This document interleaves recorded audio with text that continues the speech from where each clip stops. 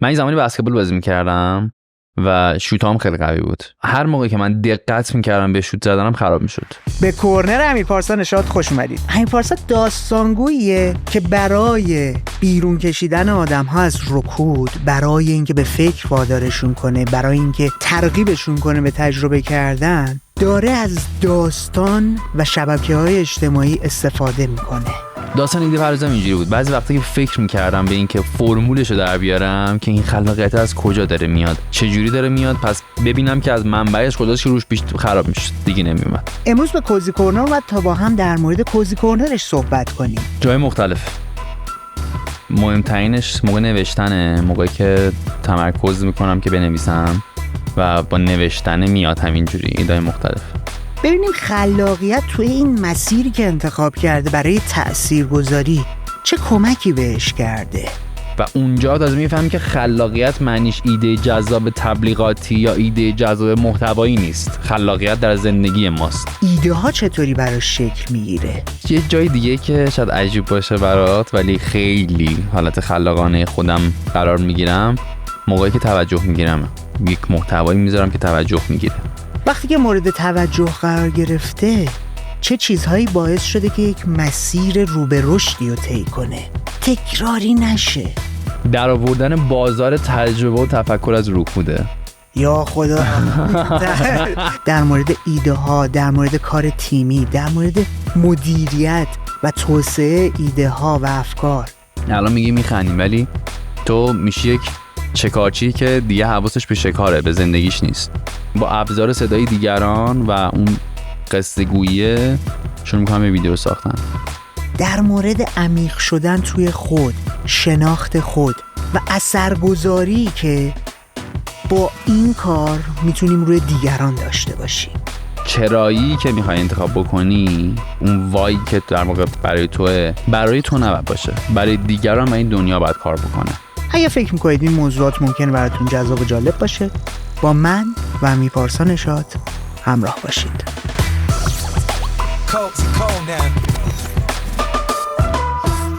امیرپارسا نشاط منو یاد جیشتی میندازه. جیشتی یه قصه گوی انگلیسیه که با داستانهایی که تعریف میکنه، با پلتفرمی که ایجاد کرده، دوست داره تأثیرگذار باشه، آدمهای مختلف رو به فکر فرو بداره، روش زندگی کردن رو بهشون نشون بده. ما دوست داریم جیشتی رو هم به کوزی کورنر بیاریم. فقط و فقط به کمک شما برای این کار احتیاج داریم. توی کانال‌های مختلف ما عضو بشید تا بتونیم کامیونیتی بزرگی رو بسازیم که به عنوان یه رسانه مستقل بتونیم اون آدم‌ها رو، مهمون‌های بین‌المللی رو هم به کوزی کورنر بیاریم. با هم بریم ببینیم تو گفتگو با امیرپارسا در مورد چه چیزایی صحبت کردیم. امیرپارسا، کوزی کورنرت کجاست؟ تو چه حالتی؟ خلاق‌ترین حالت ممکن خودتی؟ همون وقتی لختم. نه شوخی میکنم.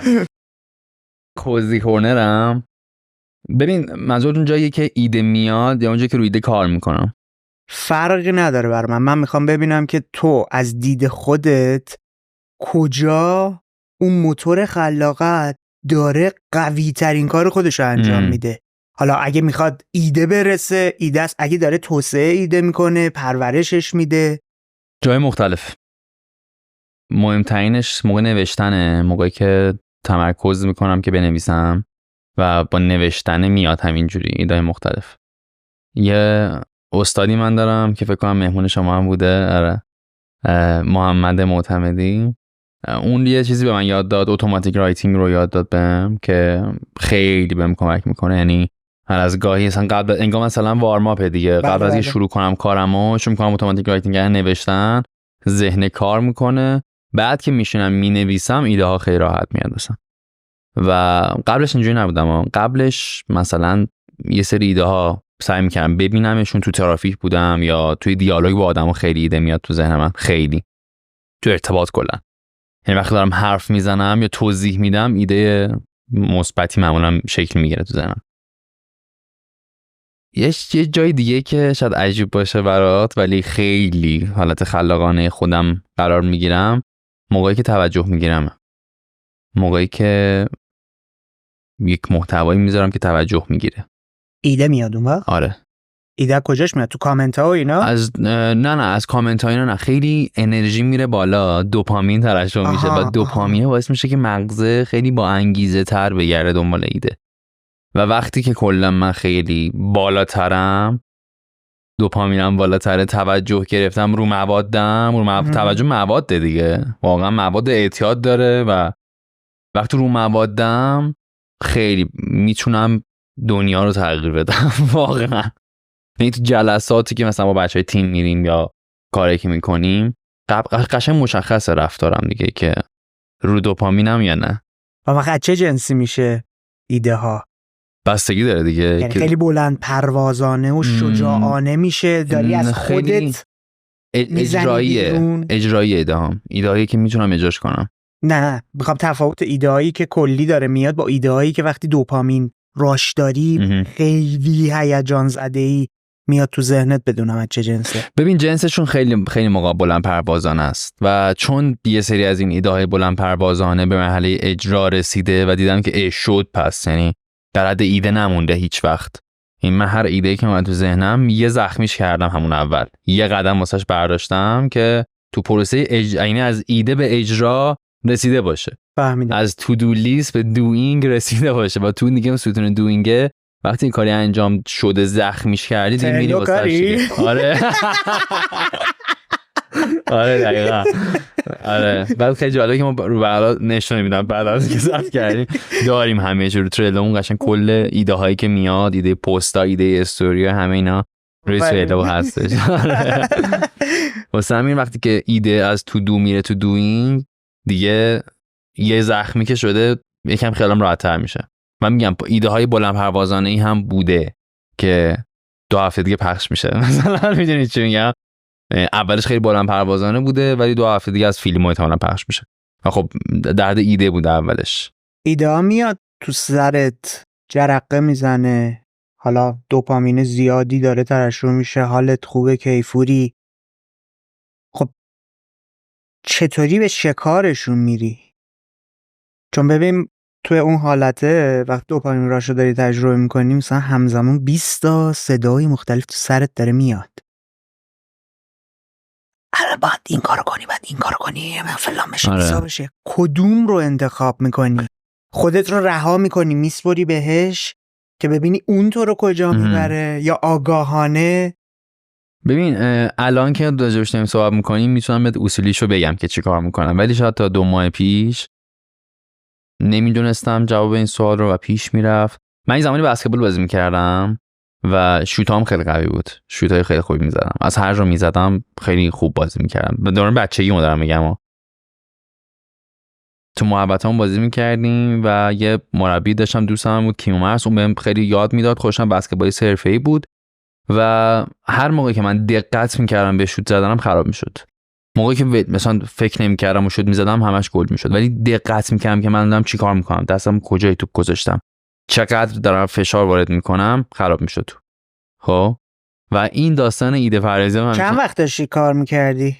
بسکتبال میگی؟ آره. مثلا شاید 4 سال 5 سال. از اولش این مدل؟ نه. آها، یعنی ماهیچه وقتی شکل آره دقیقاً.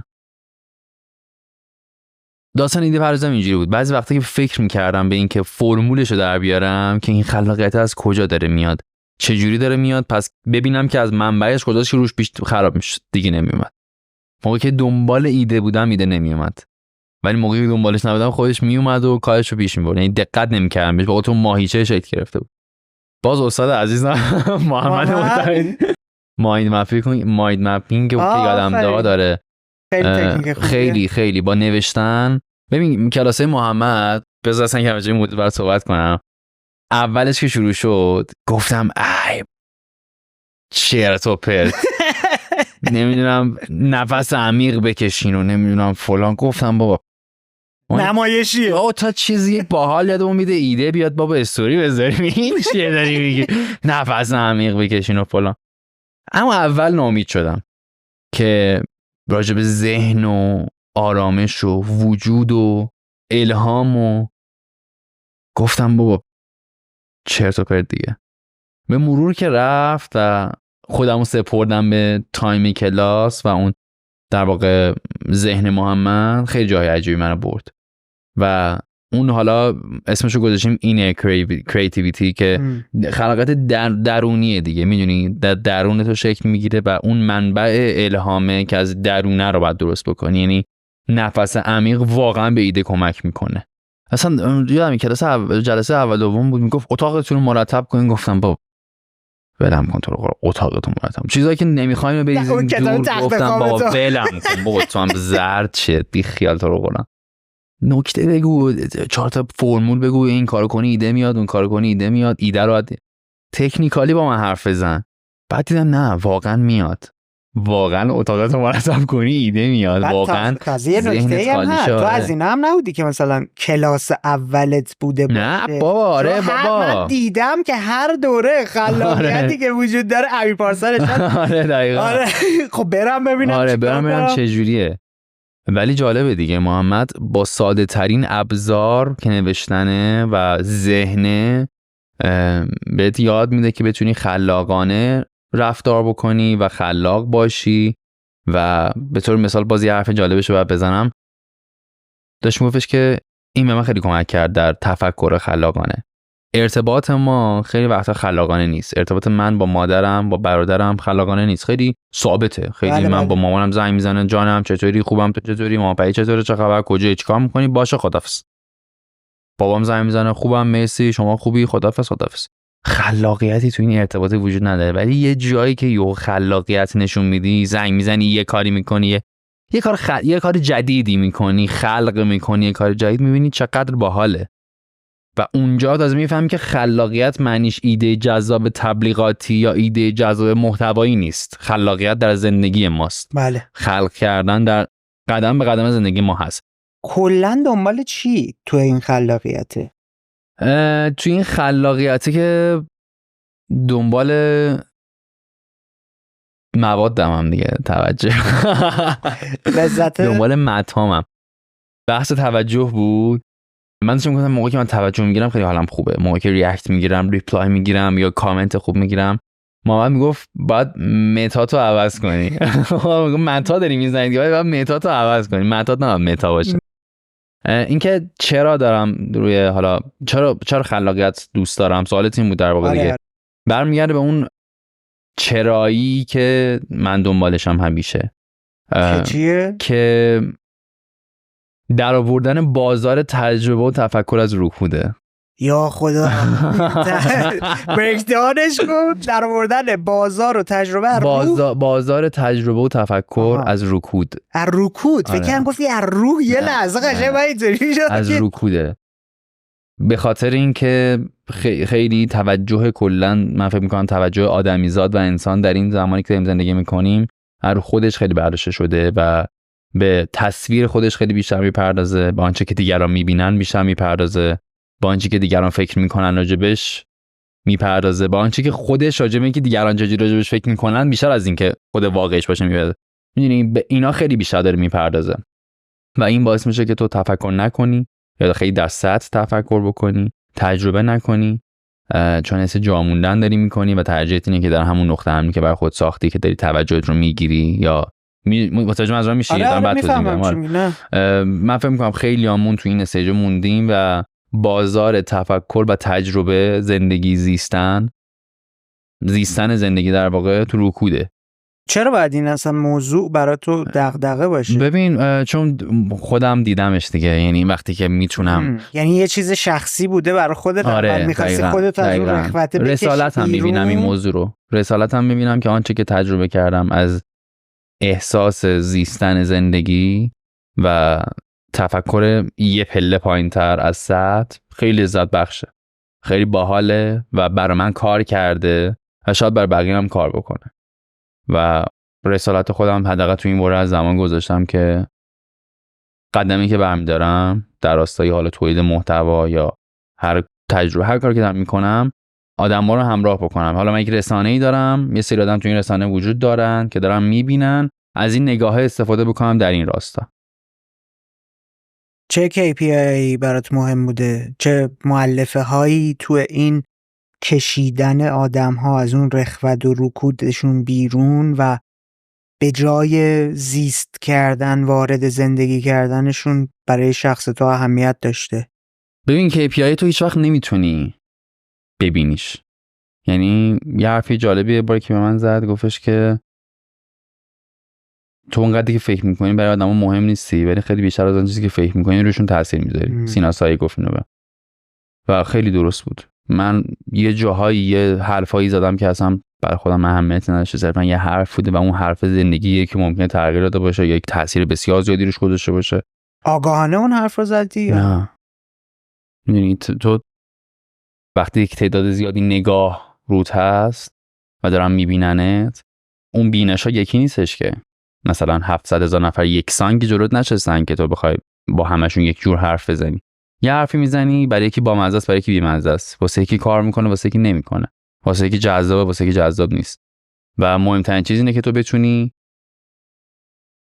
واسه تعداد بیشتری از آدم‌ها اون موضوع رو جذاب بکنی دیگه، نگاه‌ها رو شبیه به هم بکنی و ارتباط همه اون نگاه‌ها با هم دیگه از نظر من خلاقیت. تو با خلاقیت میتونی نگاه‌های بیشتری رو جذب موضوع خودت بکنی. متوجه منظورم میشی؟ یعنی نگاه‌ها و طرز فکرهای مختلفی جلوت هستن. یعنی توجه طلبیدنه که داشتی میگفتی، چون باعث میشه دوپامین بره حس خوبه و مغز کار کردن و این داستاناست، تو رو داره هل میده سمت این که با خلاقیتت کاری کنی که توجه بیشتری بگیری و پشت اونم اینه که حالا این چیزی که دارم تولید میکنم جدا از این که داره توجه میگیره کمک کنه که آدم‌ها با توجه به اون مدل فکری که داری به زندگی یه جور دیگه ای نگاه کنن، مسائل رو یک جور جدیدی ببینن، یک تأثیر عمیق‌تر و جدی‌تری روشون گذاشته بشه. آره تقریبا درسته. چرا میگم تقریبا؟ چون من دنبال این نیستم که نگاه‌های بیشتری رو جذب بکنم به خودم، چه بسا که برام لذت بخشه، یعنی برام باحاله که اوکی تعداد کسایی که دنبالم میکنن بیشتر بشه، تعداد کسایی که نگاه میکنن بیشتر بشه، برام جذابه، بازم همینم بهم دوپامین میده. ولی دنبالش نیستم که اقدامی بکنم در راستای بیشتر شدن اون. خب من میگم محتوایی که من تولید میکنم بیاد تو زمینه بازی که دارم بازی میکنم، موضوع اون زمینه بازی، موضوع اون محتوا رو بر اساس رسالتی که دارم و خودم برای خودم گذاشتم، بر اساس دیدگاهی که دارم، در آوردن بازار تفکر و تجربه از رکوده، از این چراییه وام میگیرم و موضوعم رو انتخاب میکنم. موضوعی که بهش میرسم میگم اوکی، آیا این باعث تفکر آدما میشه؟ آیا این موضوعی که میخوام بهش صحبت بکنم باعث میشه که آدما تشویق بشن به تجربه کردن یک زندگی که نزیستن یا نه؟ هیچ کدوم نیست. این آره یا نه ایدمو در واقع مهر تایید ایدمو میزنه. جواب این سوال، جواب این سوالی که دادم، شروع میکنم محتوا رو تولید کردن. حالا اول قبلش مطمئنا خوندن و دیدن و شنیدن و بعد به پروسه تولید که میخوام برسم، من گفتم بهت من تعداد زیادی آدمی هستم با تفکرهای مختلف، سنین مختلف، جنسیت‌های مختلف، فرهنگ‌های مختلف، زندگی‌های مختلف، اقشار مختلف و تو باید یک موضوعی و یک حرفی رو بزنی که در تمام اقشار، تمام سنین، تمام جنسیت‌ها، تمام فرهنگ‌ها اون حرف رو اول اصلا متوجه بشن. بعد از این متوجه شدن باشه ارتباط برقرار کنن. بعد که ارتباط برقرار کردن خوششون بیاد و درگیرت بشن و به اون هدفی که تو داشتی برسی. یعنی چی؟ یعنی اول که ارتباط برقرار کردن، فهمیدنش، بعد ارتباط برقرار کردن، بعد خوششون اومد، حالا باعث تفکرشون بشه، حالا باعث تجربهشون بشه. میدونی این چند تا مرحله رو بخوای انجام بدی، باید ابزار خلاقیت دستت بشه. تو با خلاقیت میتونی باعث شی که آدم‌ها بیشتر بفهمن، آدم‌ها براشون جذاب‌تر بشه اون موضوع. با خلاقیت میتونی باعث شی که آدم‌ها ارتباط بیشتری با ایده تو برقرار کنن و سعی کنن که بفهمنش. یعنی تو داری میگی که من مخاطب خودم رو شناختم، میدونم چه آدم‌هایی از چه قشرایی با چه ذهنیت‌هایی هستن، ایده ها که میارم میذارم وسط، شروع میکنم ساده سازیه که اتفاق افتاد، نگاه میکنم چه مدلی توی چه معماری قصه گویی انتقالش بدم میتونه جذابتر باشه، میتونه تاثیرگذارتر باشه، میتونه تبدیلش کنه به یه تجربه، صرفا به جای اینکه یک داده‌ای رو داره بهش میده یه جوری بشه که درگیرش کنه. اگه دارم یک سوالی رو میپرسم تو ذهنش دائم داره مرور میکنه که جواب من به این سوال چیه، من چه تجربه‌ای دارم نسبت به این، و بعد تازه میری سمت این که شروع کنی بنویسیش. دقیقا. ولی تو مرحله ساده سازی که داریم حرف میزنیم، من قبلا فهم کردم ساده سازی خیلی باحاله، خیلی خوبه، خیلی قابل فهم میکنه، ولی ساده سازی به سطح هم ممکنه نزدیک بشه. این تو یک موضوعی که شروع می‌کنی ساده سازی کردن ممکنه خیلی سطحیش بکنی، با اینکه موضوع خیلی عمق داره. بعد حواست باشه که موقعی که داری ساده سازیش میکنی از عمق موضوع کم نشه، بتونی تمام آنچه که وجود داره رو به مخاطب در واقع برسونی. میدونی چی میگم؟ خب چجوری پس یعنی این مدل ساده سازی که آره ساده سازی هم نوع قصته. نمیای کانتنت رو مثلا سبک‌تر کنی، سطحی‌تر کنی. نه آفرین دقیقاً. چیزی که میخوای رو یک جوری تعریف کنم، طنز بهش اضافه کنم. یعنی این طنز خیلی موقع کمک میکنه برای بیان موضوعاتی که شاید جدیه خیلی. و اول از همه تو کاراکتر طنازی داره که اضافهش کردی یا از این ور آگاهانه انتخاب کردی که ببین حالا من باید دوز طنز این مثلا بازی رو این کاری که دارم انجام میدم. سختی ماجرا همینه. سختی ماجرا همینه به خاطر اینکه اول که من کارم شروع کردم این کاراکتر خیلی جدیه، یوبس یخه فلان تو دید مخاطب بود. بعد دیدم که آجی من این نیستم. من واقعا چرت و پرت میگم میخندم، پس بذار اینا اد بکنم بهش. ولی یه بالانسی رو همیشه سعی کردم رعایت بکنم که یک تلاش نکنم برای بامزه بودن، چون این خیلی خط قرمزم بوده همیشه. دو سخیف نشه طنزی که دارم سعی میکنم اجرا بکنم، طنز خودم باشه. و خب طنزم خیلی دنیای علمی و مشخصی داره، میدونی، یعنی تکنیک داره، فرمول داره، همه اینا هست دیگه. یا مثلا توی سری واقعا تکنیکا هستش که کار میکنه، آقا این مثلا تکنیک طنز رو تو این متن باید اینجوری کار بکنی. سعی کردم از اینا استفاده بکنم در مباحث جدی‌تر و سنگین‌تر به چند دلیل. یکی این که مخاطب وقتی که با یک مسئله جدی روبرو میشه همون اول مغزش میگه رد کن بره، الان وقتش نیست. من تو اینستاگرام دانشگاه نیومدی که رد کن بره، میزنی بره. مغز دوپامین میخواد و از بحث علمی تو دانشگاه که هیچ وقت دوپامین نگرفتی سر کلاس، مدرسه که به تو حال نمیداده که، ریلز فان بهت حال میده، چهار تا چرت و پرت بگه عشق کنی، میدونی، بخندی.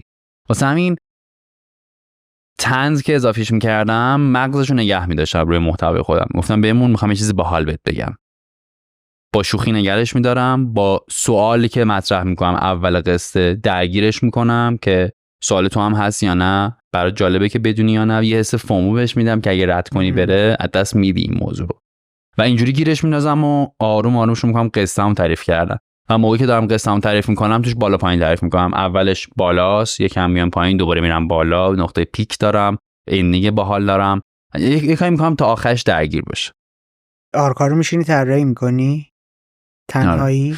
نه الان خب ما یه تیمیم، در واقع من تیم دارم که روی موضوع کار میکنیم، ولی یه تایمی خیلی کارسپاری کردم که مثلا اینا رو بخوام بسپرم، ولی دیدم مخاطبم میشه وقت متوجه نشده که این محتوا حالا کسی دیگه برنامه‌ریزیشو انجام داده، ولی من رو نتیجه میفهمیدم که اوکی این داره یه جاش کار نمیکنه، تاچ خودمو میخواد. متن رو مینوشتن؟ نه ببین خود ایده و اینا رو مثلا ما رو تریلو میذاشتیم، چون که روش کار کردن، متن مثلا نوشته میشد، من یه دستی به سر روش میکشیدم، متن رو هم زبون خودم میکردم، منتشر یکی دوباره این کارو کردم، منتشر میکردم. ولی باز همونم به نظرت با اینکه کار 0 تا 100 خودت دوست داشتی؟ آره.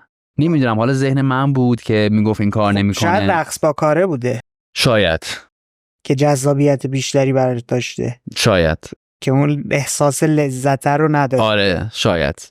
ولی الان دیگه مثلا یه موضوع رو که انتخاب میکنیم شروع میکنیم تحقیق کردن راجبش، همگی سورسا میاد روی تریلو، رو تسک تریلو سورسا میاد، مقاله ها خونده میشه، خلاصه نویسی میشه و دیگه خودم به بچه گفتم که فقط خلاصه رو بذارین، هیچ متنی ننویسین، از متن رشته استوری 0 تا 100 خودم بنویسم و فرق میکنه داستانش.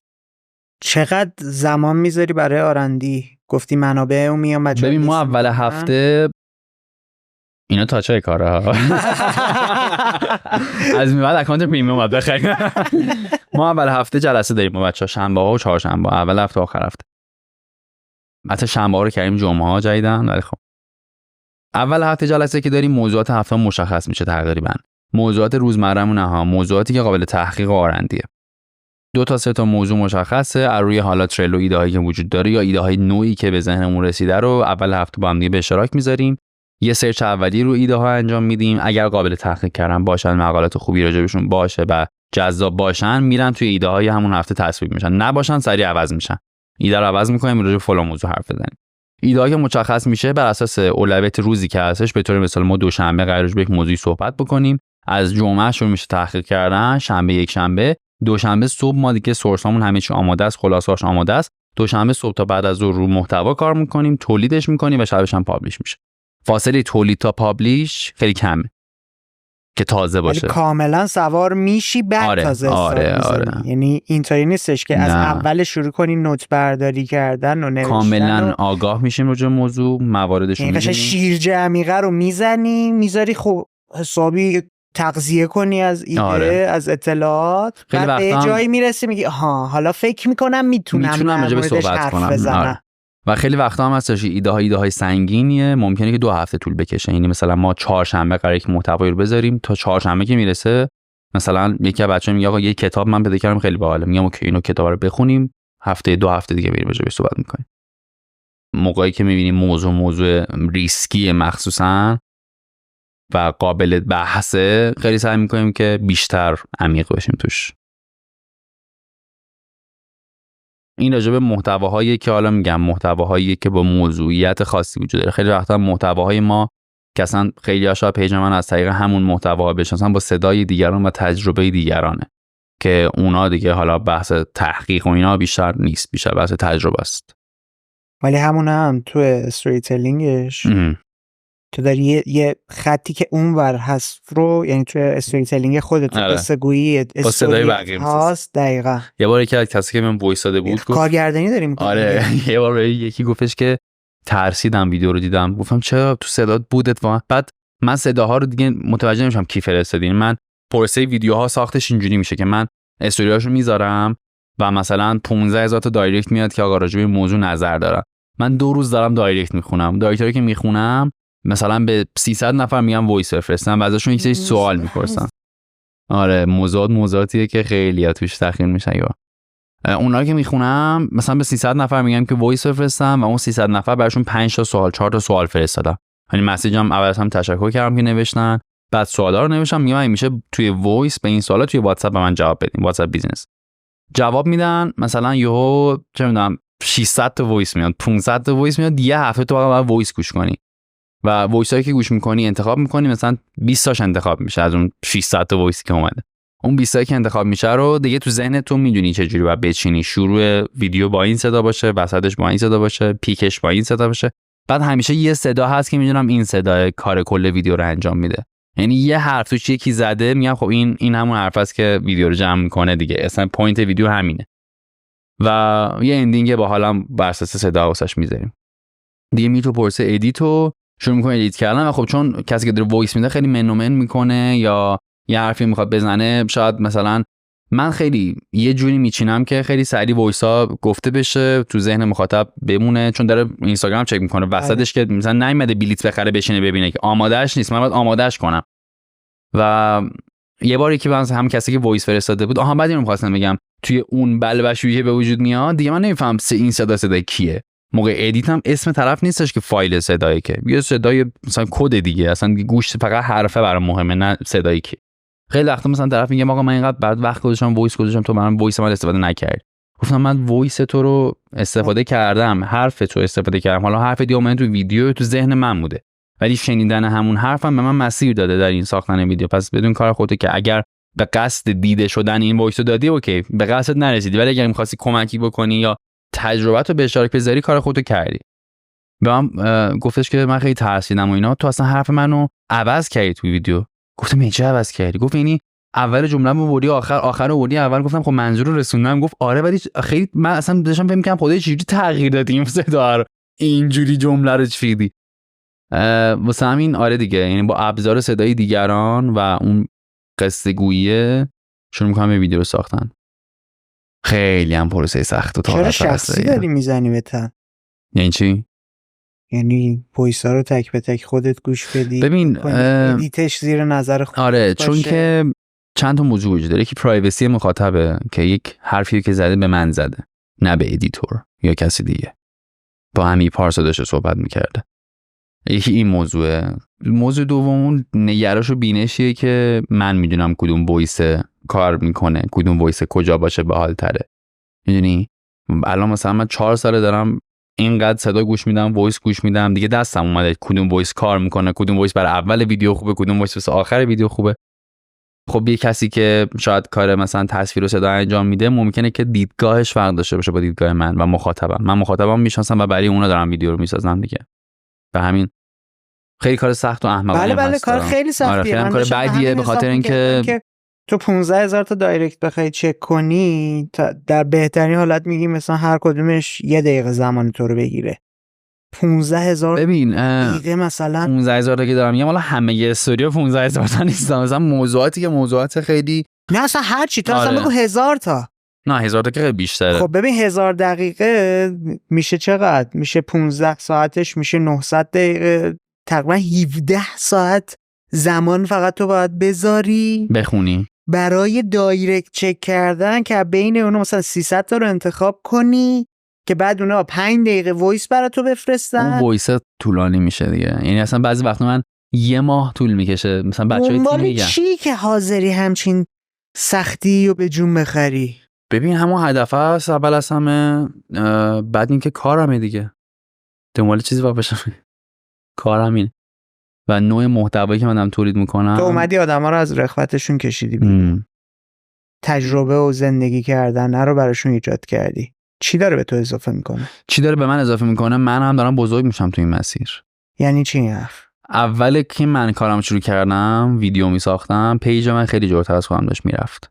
میدوید پیج همینجوری داشت فالوور سرعت رشدش خیلی بالا بود. سرعت رشد پیجم از سرعت رشد خود من بیشتر بود و من اینو میدیدم که دارم عقب میمونم از پیجم و مجبور بودم که بدوام تا بهش برسم. و این دویدنه یعنی خوندن، یعنی شنیدن، یعنی دیدن، یعنی مطالعه کردن تا بتونم به اون پیج برسم و اون جایی باشه که وایس نمیگم اوکی حالا میتونم صحبت کنم. چرا؟ یعنی داری الان یه جوری میگی که من فهمیدم این کار باعث رشد خودم، شناخت بیشتر خودم میشه، دارم استفاده ابزاری ازش میکنم. ببین استفاده ابزاری من اسمشو نمیذارم، استفاده درست میذارم. چرا؟ آره چون من دارم رشد میکنم، مخاطبم داره رشد میکنه، از تایمش داره مفید استفاده میکنه. کسی که میخواد راجع به این رسانه این پیج حرفی بزنه میگه پیج مفیدیه، رسالت پشتش رسالت بدی نیست. میدونی همه چیز رو سعی کنم خوب بچینم در راستای محمد باز یه حرف جالبی زد. محمد اسپانسر این اپیزود شو. محمد معتمدی استاد من واقعا دوستش دارم، خیلی خفنه.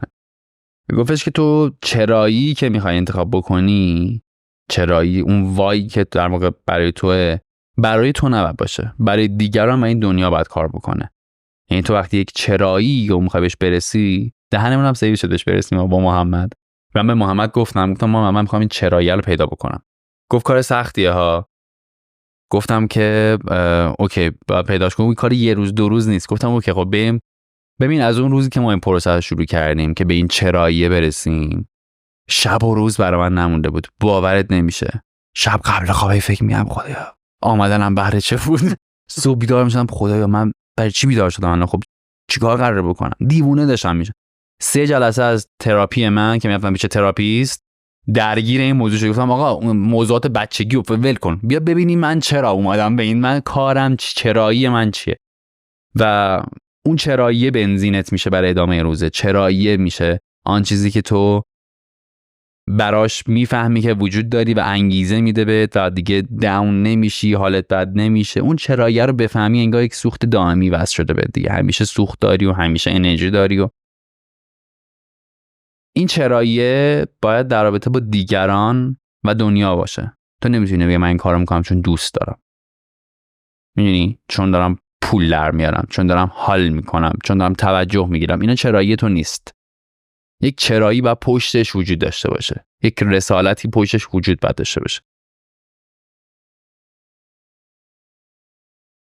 و این که برای دیگران و دنیا باید کار بکنه چیزیه که ما فهمیدیم دیگه که این چرایی باید برای دیگران دنیا باشه. حالا چرایی که من پیدا کردم هم برای دیگران دنیا داره کار میکنه، هم برای خودم داره کار میکنه. بهترین حالت ممکنه دیگه، دو طرفه است.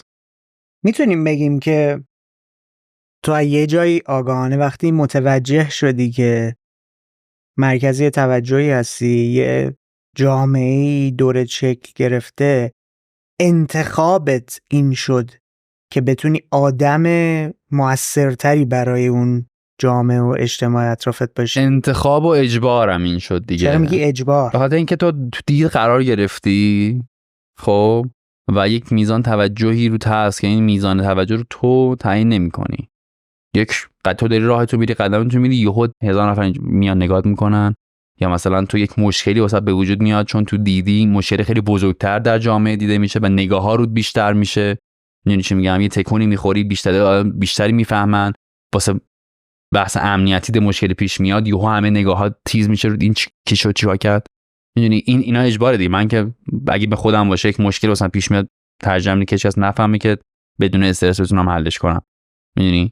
ولی این نگاه همیشه وجود داره روت و بخشی از این مسئله، بخشی از این کار است. این اجبار است که داری میگی. اجبار است که داری میگی.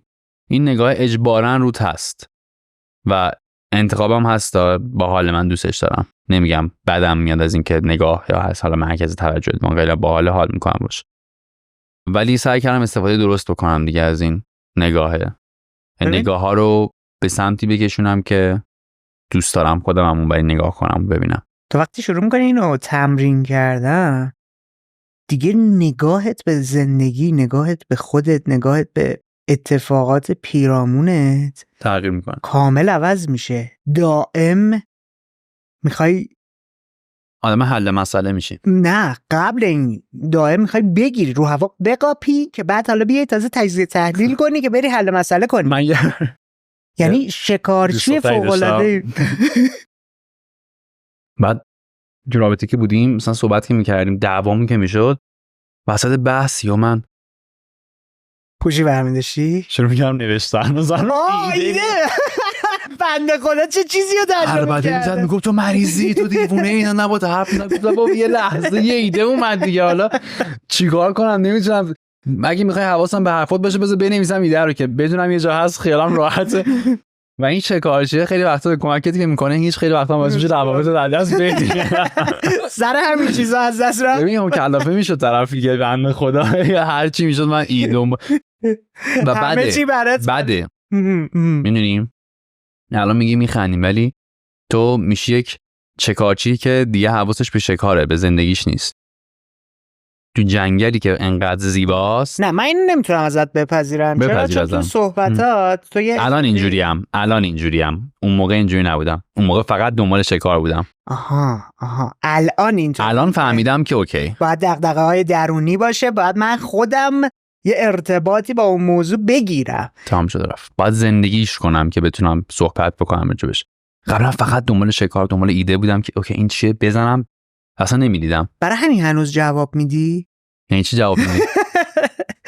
یعنی محتوایی که تولید میکنی، تاثیرگذاری که داره ادامه دار بوده. از دور خارج نشدی، کهنه نشدی. خیلی هم ترسناکه کهنه بشی. و یکی مثل تو به نظر من کهنه نمیشه. جواب بدی. خب چرا؟ آدم برای اینکه بتونه همیشه به روز بمونه چند تا پارامتر کمکش میکنه. 1. تشنه باشه، تشنه یادگیری، تشنه تجربه کردن. 2. کنجکاو باشه. 3. اگر کاریو داره انجام میده این مدلی نباشه تبدیل بشه به یه روتین، هی بیاد ازش فاصله بگیره من چطوری میتونم بهترش کنم، هی بره بچرخه رقصای جدید باهاش یاد بگیره، روش‌های اجرایی جدید باهاش یاد بگیره. خب اینا یه چیزیه که تو رو به روز نگه میداره، تو رو زنده و پویا نگه میداره. به ما مثلا کارگردان سینمایی رو داریم که از نسل اول سینمای موج نو ایران بود، هنوز فیلم اولش که مثلا سال 47-48 ساخته رو میذاری، فیلم آخرش رو میذاری، میبینی که استایل دیالوگ نویسی، استایل قابند، همه چی یکیه. دیگه گیر کرده انگار. خب ولی یکی مثل تو رو، خود من که حالا این همه سال دارم دنبال میکنم، بررسی میکنم، میبینم هی لول به لول داره خودشو میکشه این همون بالا. داستان هست که میگم پیجم داره میدوه، منم پشت سرش رو میدم و سعی میکنم بهش برسم. هنوز این بوده وجود داره و همیشه وجود خواهد داشت. اونجایی که وایسم یا پیجم به جلوتر یا من بدوم و پیج نیاد، اونجا یکم بالانس به هم میخورن. آدما یه جایی تو زندگیشون وقتی یه چیزی جواب میده، میشه قفل میکنه، جواب داد دیگه، بریم انجام بدیم، بریم تکرارش کنیم. تو متوجه میشی، کامل متوجه میشی که داره دائم در جا میزنه دیگه، ورودی جدید نداره که بخواد خروجی جدید داشته باشه. این حرفی که داری میزنی خیلی مهمه که تو خروجیات بیشتر از ورودیات نباشه. آفرین. خیلی مهمه و اینو ما با بچهای تیمم عهد کردیم با هم دیگه که ورودیامون هیچ وقت کمتر از خروجیامون نشه.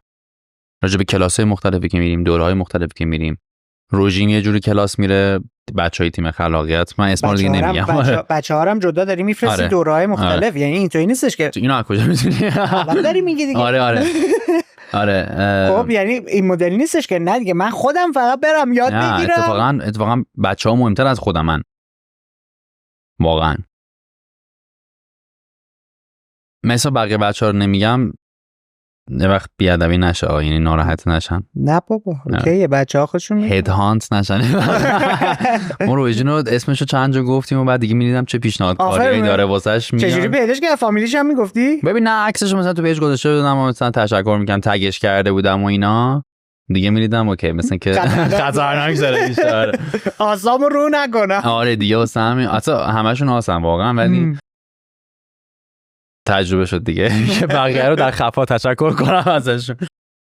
بعد برات بگم که آره این ورودی زیاد داشتن خیلی مهمه که بتونی ورودیاتو همیشه بالا نگه داری و منم همیشه میترسم از این دیگه، میترسم که وقت کم بیارم، چون بعضی وقتا درگیر یه روزمرگی هایی میشم، یه سری اتلاف وقت هایی میشم که دوستشون ندارم، مثل همه که یهو میبینن چندین ساعت تو اینستاگرامن یا لش کردن، حوصله هیچ کاری ندارن و همه اینا. منم خیلی وقت درگیر این چقدر عددا برات مهمه؟ عدداییه انقدر بازدید گرفتیم، نمیدونم وایرال شد 1 میلیون رو رد کرد، نمیدونم فلان، مهم هست چقدر؟ چون داری میگی که خوراک داره بهت میده دیگه، خوراک دوپامین داره بهت میده، باعث میشه که ذهنت فعالتر بشه، تو آدم خلاقتری بشی. ببین ولی تا کجاست؟ میدونی چی میگم؟ یعنی مثلا تو آیا جلسه‌ای با تیم داشتی که بچه‌ها ما فکر می‌کردیم مثلا این انقدر بازدید بگیره الان نگرفته، بیایم بریک داون کنیم ببینیم مشکلمون چی بوده؟ بستگی داره به موضوع. یه موضوع هست، موضوعی که دغدغه است، راجبش باید صحبت بشه، گرچه میدونم بازدیدی نخواهد گرفت، ولی دغدغه خودمه و دغدغه اندک آدمایی که برای من مهمن. برای مثلا مهم نیست ویو بگیر نگیر، ولی یه سری موقع هم نه. به هر حال محتوایی که ما داریم وقت میذاریم و تولید میکنیم کارمونه و این ویو، اعداد و ارقام و همه اینا نشون دهنده نتیجه کاری که کردیم. بررسیش مبنی بر این نیست که چیکار بکنیم که ویو بیشتری بگیریم. بررسیش اینه که اوکی ما این دغدغه رو الان بهش پرداختیم، دغدغه بعدی که می‌خوایم بپردازیم اون دوست داریم آدم بیشتری بهش بپردازن و ببیننش. مشکلمون کجا بوده؟ برطرفش کنیم که بتونیم آدمای بیشتری رو در واقع گوشای بیشتری رو درگیر خودمون بکنیم. ولی میگم مثلا دارم میگم یه سری موضوعات بوده که همون اولی که اصلا ایدش میاد میگم موضوع خیلی موضوع جذابیه ولی اونقدری که باید شنیده نمیشه و بچه‌ها میگن آره شنیده نمیشه، میگم اوکی بریم بسازیمش. همون تعداد دایرکت، همون تعداد وایس، همون تعداد روز وقت میذارم، وایس رو گوش میدم، ادیت میکنم، ویدیو رو میذارم و جوابم نمیگیره و اوکی، چون اون کسی که باید بشنوه شنیده دیگه. اون کسی که باید شنیده شده یعنی این مدلی نیستش که 0 و 100 بهش نگاه نه. کنی، میگه من این زحمتمو میکشم، یه جا تمرکزم روی اینه که مثلا به گوش و چشم 10,000 نفر برسه، من خیالم راحته. یه جا نه، یه چیزی برام انتخاب این مدلیه که کی به میاد 10 راجع به میلیون. دیابت صدای کسی که دیابت دارن ویدیو بسازه؟ خیلی هم پروژه جذابه. می‌دونی چی بهت میگم؟ با همراه شد و دمشون گرم. یا مثلا راجع به یه سری از موضوعاتی که میدونی اگه قرار همه دنبال اون ویو باشن، خب اون ایده به ذهن 10 نفر دیگه هم رسیده و ویوشو داده موضوعه. میدونی یه سری از موضوعاتی که خب موضوعاتیه که میدونی یه کسی که اون دغدغه رو داره و کسی راجع بهش صحبت نمیکنه توی این فضا، براش جذابه که امیر پارسا بیاد راجع بهش صحبت بکنه. میگه ایول راجع به این موضوع من صحبت کرد، جلوی این تعداد آدم اومد راجع به این موضوع صحبت کرد که دغدغه منه، ولی دغدغه من و 10 نفر دیگه است، نه من و 10,000 نفر دیگه. میدونی چی میگم؟ موجودیت میدن با آن کسایی که وجود دارن و فقط به اکثریت توجه نمی‌کنیم ما در انتخاب موضوعاتمون، در انتخاب همه این محتوایی که داریم تولید می‌کنیم. یه سری وقتا هم هستا، اینم بهت بگم، یه سری وقتا هست موضوعاتی رو دست می‌ذاریم روش که آدمای بیشتری رو جذب کنیم، موضوعاتی که می‌دونیم برای همه ممکنه جذاب باشه و جواب نمیگیره، اونو میایم بررسی می‌کنیم. مسیر آزاردهنده. فکر می‌کنی که الان من چیزی که دارم از خودم ثبت و ضبط می‌کنم موندگار میشه، میمونه 10 سال دیگه نگاهم بهش چیه؟ همین الانم مثلا امروز صبح بودی که یکی از ویدیوهای اول منو استوری کرده بودم که اوه چیه اینجوری حرف میزنی اصلا پسر چی میگفتی؟ یا مثلا میشم هایلایت قدیمیمو نگاه میکردم گفتم بابا چه شوخی مسخره و لوسی بود، چه تو رود شده این استوری کنی. ولی خب اون موقع برام باحال بوده میکردم دیگه. اون موقع اون امیر پارسا بوده، الان رشد کرده این امیر پارسا شده. 10 سال دیگه هم قطعا باید همین بگم، اگه اینو نگم اشتباهه. 10 سال دیگه به این محتوایی که استفاده میکنم میگم چه موضوعات عجیبی انتخاب میکردی.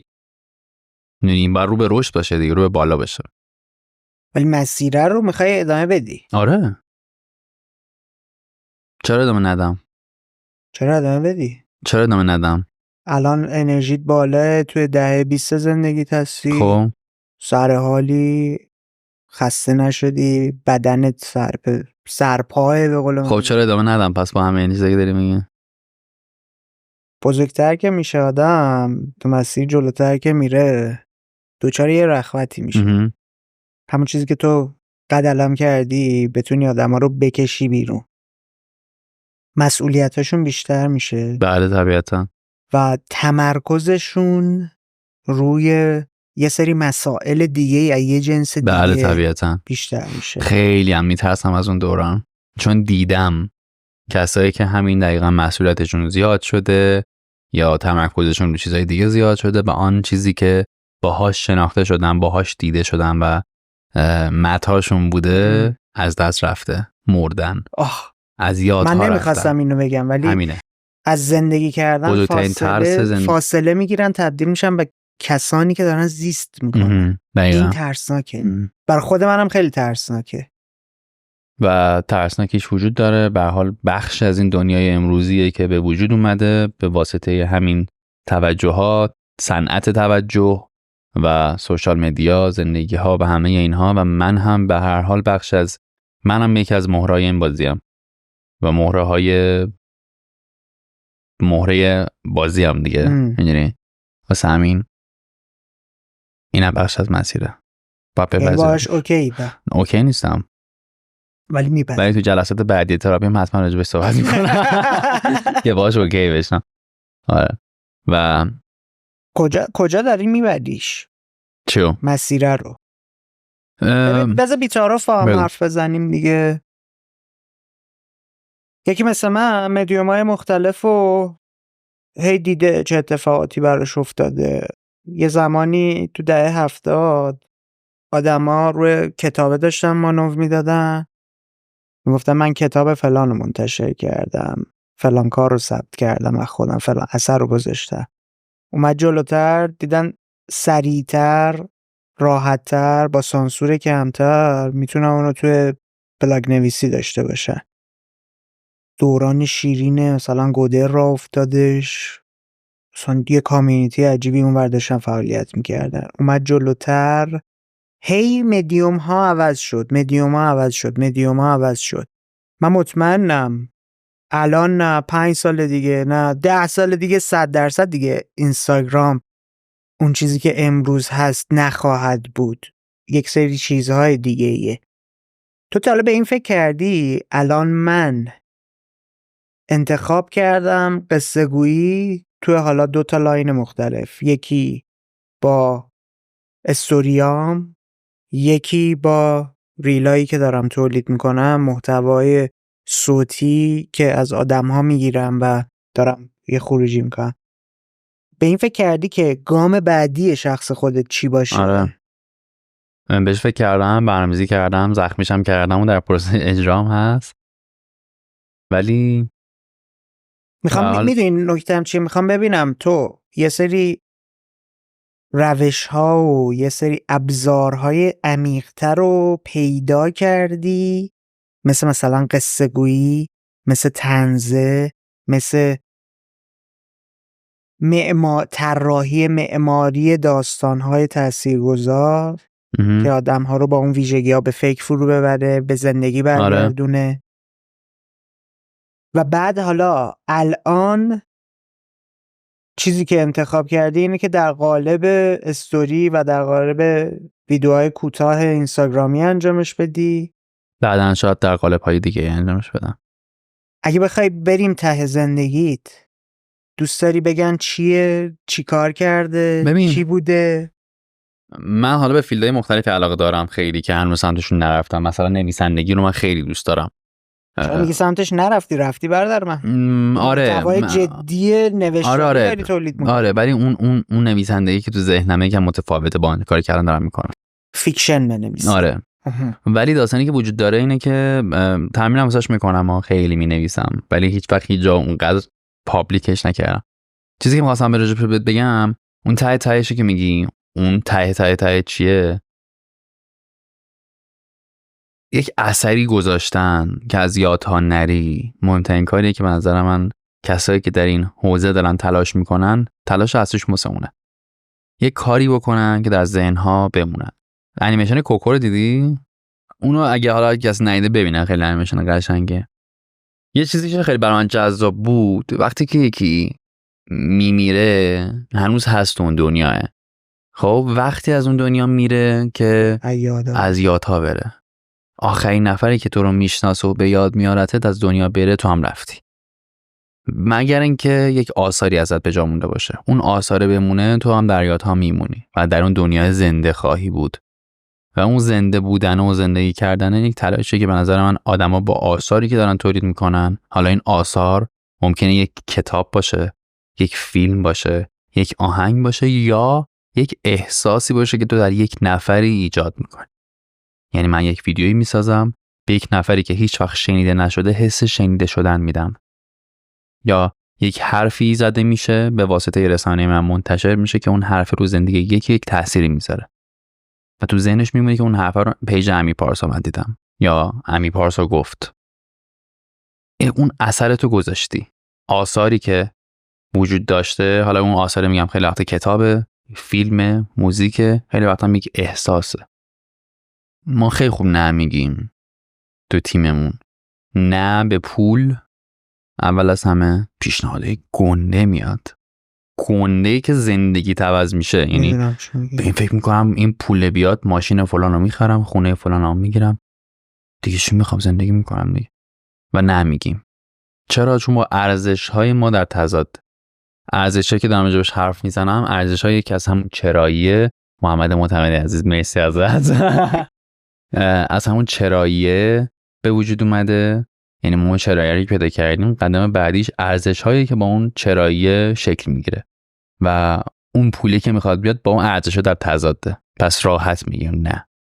اینا مادیه، معنویش هم هست. خیلی وقتا هست. تو اون توجه و تشنه قدرت خیلی وقتا کارهایی رو باید بکنی که ما انسان‌ها موجودات فسادپذیری هستیم. طبیعتاً خیلی قدرت درونی بالایی میخواد. حالا پس فردا ما فاسد شدیم نگن چرا اینجوری گفتی. بذار ما یه دری باز بذار یه دریواز بذار شاید یه روزی بذار ماهیگیری مشروع میکنم. عریضه مقصودی بنده خدا میگفت با بذار نیو فیس بازیشو کنه دیگه جوون. ولی داستانی که وجود داره همینه دیگه، اون ارزش هایی که برای خودت میچینی اگر واقعا ارزش باشن و اگر واقعا زیرش اون پایه‌اش اون چراییه باشه و تو واقعا باور داشته به اون چراییه، اون قدرتی که میگیری رو به دست میاری که بتونی کنترل بکنی تشنگی، میزان توجهی که داری دریافت میکنی رو، میزان قدرتی که داری به دست میاری رو، همه اینا رو. امیر پارسا قبل از وایرال شدن اون ویدیو اول با امیر پارسا امروز چه تفاوتی داره؟ خیلی زمین تا آسمون فرق داره. چه فرقی داره؟ خیلی وقتا من شجاعانه قدم برمی داشتم و از ترس آدما من میترسیدم. آدما که میترسیدن من میگفتم او پس یه حرف ترسناکی زدم، مثلا این که یه محتوای مثلا یه کوچولو حالا اجتماعی تری که شاید به سلیقه خیلی‌ها نباشه میذاشتم، آدم میگفتن نمیترسی و من اونجا تازه میفهمیدم که او پس باید بترسم.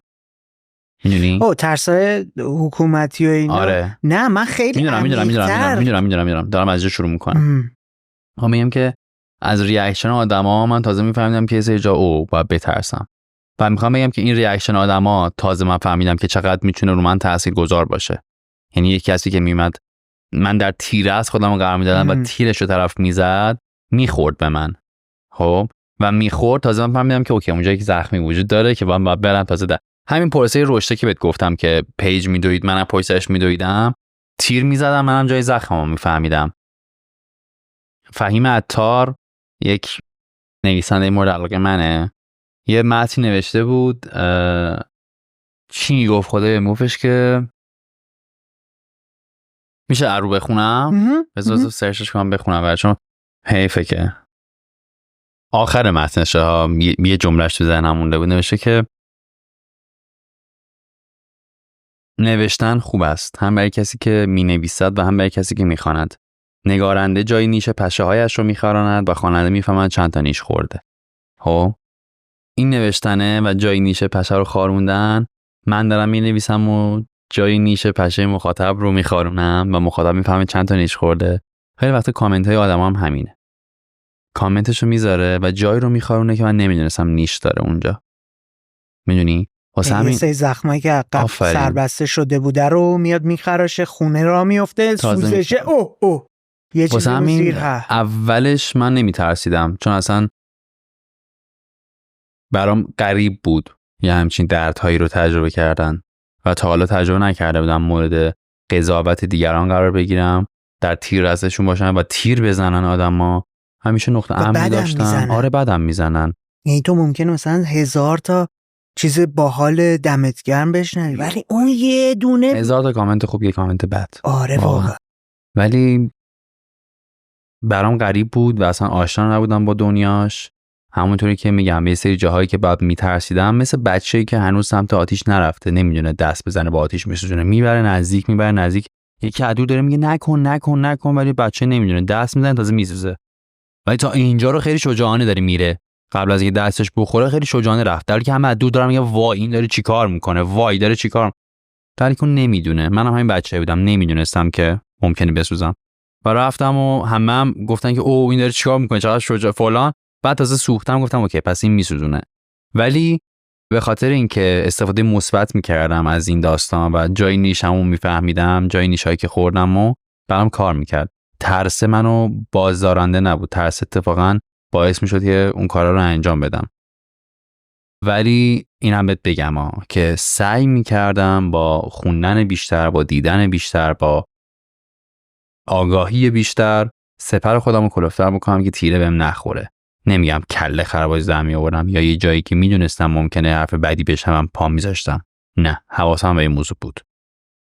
تو زمینی بازی میکردم که زمین بازی من باشه. حواسم بود کسایی که تیر میزنن کجان که نزدیکشون نشم.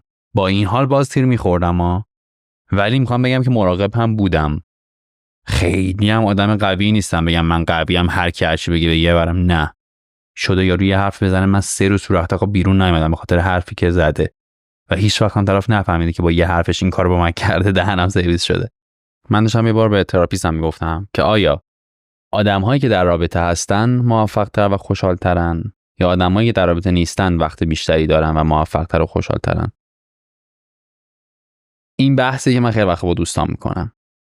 من آدم رابطه‌ای بودم همیشه، آدمی بودم که دلم خواست تو رابطه باشم و خیلی دوستام اینجوریان که بابا اشغال کنیم و کیف کنیم و این ور و اون ور و این و اون و فلان و وقت داشته باشی به خودت برسی، باشگاهتو بری بدوی، ورزشتو بکنی، آخر هفته اشغالتو بکنی. اینا بالاترن که تو رابطه باشی اینا. ولی خب دیدگاه متفاوته و تراپیست من یه حرف جالبی زد. گفت ببین آدم‌ها در رابطه مشکلات خودشون رو میفهمن. تو رابطه میفهمی چند تا زخم خوردی که بری درمانشون بکنی. واسه همین شاید تو وقتی تو رابطه نباشی خیلی وقت داشته باشی بری اشغالتو بکنی، به خودت برسی، کلاسای مختلفتو بری، شب مثلا واسه خودت تایم فیلمتو میبینی، کتابتو میخونی. تو رابطه ممکنه سری محدودیت‌ها واسه به وجود بیاد. بعد وقت بیشتری واسه رابطه بذاری، مسئولیت داری، در رابطه با خیلی چیزا مسئولیت داری. و شاید نرسی اونقدر به خودت برسی در واقع. ولی رابطه به تو کمک میکنه تو خودت بیشتر بشناسی، بهت کمک میکنه که بفهمی کجا زخم داری که بری درمانش بکنی. این کار هم همینه، مثل تو رابطه بودنه. خب پا گذاشتن در یه سری از موضوعات و کار کردن در تیررس قرار گرفتن سخته و تو رو خیلی واسط مسئولیت ایجاد میکنه، بار میندازه رو دوشت، ولی زخمات رو میفهمی. اگر باهوش باشی سعی میکنی قدم برداری زخمات خوب بکنی که میشه اون سپرهای محکم‌تر. اگرم نه آدمی باشی که با اولین تیر قرار باشه از پا در بیای که با اولین تیر از پا در میای و خدا نگهدار. و این جنگل بی‌رحمیه متاسفانه. شکارچیاش زیادن و تو نمیفهمی از کجا میخوری و باید خیلی هوشیار باشی همیشه. اولین اشتباهت آخرین اشتباهت. خیلی وقتا، حالا نه هر اشتباهی، ولی تو رسانه کلا همینه دیگه. ممکنه اولین اشتباهت آخرین اشتباهت باشه. یه جا پات بلغزه، راه 100 ساله‌ای که رفتی و با کله میخوری زمین، دیگه هم نمیتونی باشی. تموم میشه.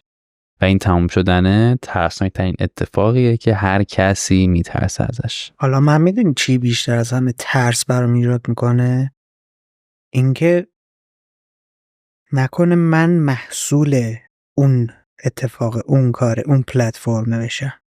یعنی نگاه بیرونی نسبت به من نگاه مصرفی ابزاری بشه.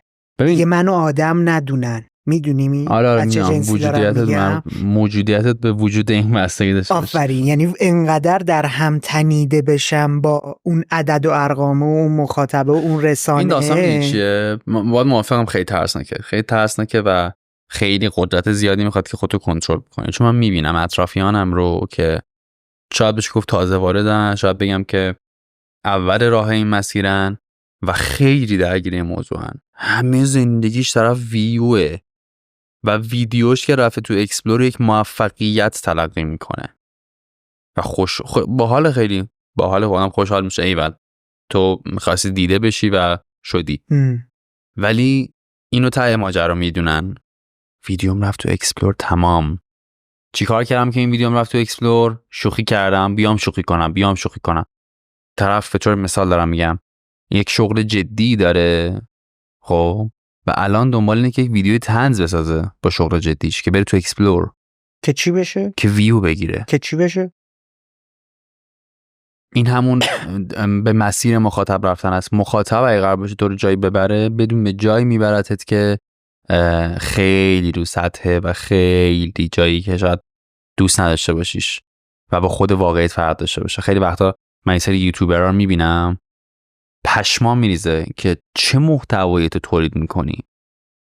تو فارسی؟ آره فارسی. تو فارسی میشینی جلوی دوربین مثلا راجع به یک موضوع خیلی مسخره ریاکشن میدی و مثلا درسته که 1 میلیون هم ویو خورده ویدیوه، ولی آیا این تویی؟ این دغدغه تو در زندگی اینه واقعا؟ نه آره واقعا دغدغش این نیست، ولی به مسیر مخاطب پیش رفته، دیده مخاطب چی دوست داره همون راهو رفته، جرئت نکرده یک راه دیگه رو بره. چه بسا دوستای من هستن پاشا مثلا، یکی از دوستای منی که خیلی وقت میذاره واسه یوتیوبش و خیلی مثلا محتوایی تولید میکنه، محتوایی که من دوست داشتم. چیو؟ پیوتی که انجام داد، تغییر رو آره. تغییر کاراکتر و پوست اندازی همین میخوام بگم، واقعا برای من دوست داشتنی بود، قوی بود و ریسک داشت این موضوع. بعد نگه بار چندین بار. خب این دقیقا میشه پویا بودن، این میشه زنده بودن. من حالا کامبیزو به خاطر اینکه کار میکرد توی مارکت ایران تو دهه 80 از اونجا میشناختم، ولی با پاشا سر اون پروژه لایواشون که توی پندمی بود، رد لاین، با اون آشنا شده. و خب میدونی اون تصویری که شکل گرفته رو تو بخوای تغییر بدی کار آسونی نیست. خب همین دیگه ما خیلی آدما رو داشتیم که نمیتونست با همون فهمون پیش بره، خیلی هم 10 برابر اکستریم ترش کنه. مثل اینکه خیلی از کسایی که اومدن یه جامعه مخاطبی و مثال با هیپ هاپ فارسی، با رپ فارسی پیدا کردن، بعد رفتن سراغ اون محتوای مثلا جنسی و محتوای دقیقاً پر مخاطب.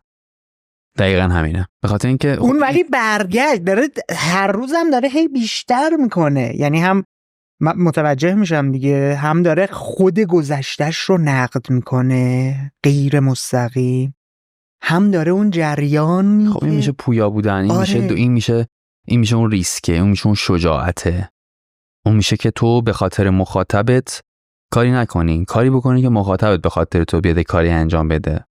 میدونی چی میگم؟ و تو همراه مخاطب نشی، مخاطب همراه تو بشه، درگیر عدد و ارقام مخاطب نشی، تو مخاطب بگیری با خودت ببری، نه که مخاطب تو رو بگیره با خودش ببره. کاش گرفتم بود، چون من احساس میکنم اگر به مخاطب فضای این رو بدی، یه افسار میندازه دور گردنت، شروع میکنه بردن و کشیدن. بستگی داره، بستگی به مخاطبت داره. من اینو قبول ندارم در مورد خودم، چون من تو پیجم خیلی وقتا شده استوری گذاشتم که اگر پیج من یک روز دست تو بود راجع به چی صحبت میکردی. یه بار یک زبانشناسی به اسم سایه مسیج من راجع به زبانشناسی صحبت میکردم، گفتم چرا زبانشناسی؟ گفت من زبانشناسم، خیلی موضوعات مختلفی راجع به زبانشناسی وجود داره، دارم خودم بدونم. گفتم اوکی بیا ما هم روش کار میکنیم. شروع کردیم با هم 2 محتوای مشترک ساختیم تو پیج من، مهمون پادکست هم شد سایه، راجع به زبانشناسی صحبت کردیم و خیلی هم موضوع جذابیه. ما رشته استوری اولی که با هم کار کردیم راجع به این بود که پایان نامش هم راجع به همین بود که چرا انسان‌ها در ادراک تنهان. اینو با زبانشناسی تو میتونی روش صحبت بکنی. یا چرا ما موقعی که میخوایم احساساتمون رو بیان بکنیم از زبان دوم است، چرا میگیم میس یو، چرا میگیم لاو یو. این خیلی موضوع جذابیه. و سایه یکی از فالوور من بود و با هم راجع به صحبت کردیم و امروز کاندم میگم ایسکا آتش نشانی راجع به همین. نه عام نیست. خب باید بلد باشی استفاده بکنی، باید بلد باشی کجا افسار رو بدی دست مخاطب که اوکی حالا بیا تو بتازون، من پشت سرت بیام. بهش مسیر رو نشون بدی، بگی آقا این مسیرته، خب 2 دور با هم زدیم، حالا تو بشین پشت فرمون، من میشنم بغلت. خودتو ثابت بکن. مسیر رو بدون چیه. آره تو اگه مسیری نداشته باشی فهمونه بری دستش، میبرت میزنه تو دیوار یا اونجایی که دلش میخواد تو رو میبره. تو چرا توهم نشدی هیچ وقت؟ توهم چی؟ توهم همه چی. الان من دیگه پادشاه عالمم. نه هیچ وقت. من الان بخوام میتونم از اطرافیانم میخوام بپرسی. خود آدم متوجه شد. آره من خودم نه هیچ وقت نشدم. هیچ وقت نشدم. چی داشته کمکت میکرده که نشی؟ من همه جوره دیدم دیگه. آره طبیعیه. یعنی آدمای استخونداری بودن، یعنی ببین ریشه محکمی بوده، ولی یه بادی اومده لرزیده. آره نمیدونم، شاید تا الان ارزش‌های من جوری منو پیش برده و کار کرده که دچار این توهم نشدم. با آینده رو نمیدونم. همیشه راه فساد باز بذار، شاید یه جای بادی اومد ما هم خواستیم بلرزیم. دست ما رو تو آره مسیر خودشناسی رو تو قبلش هم داشتی؟ ببین علاقه داشتم و حالا ما خانواده مادریم تو این مسیر بودن. خانواده مادریم، عموی مادرم، پدر مادرم که میشه پدر بزرگ من و خود مادر بزرگم و مام پری و همه اینا تو این مسیر خیلی بودن.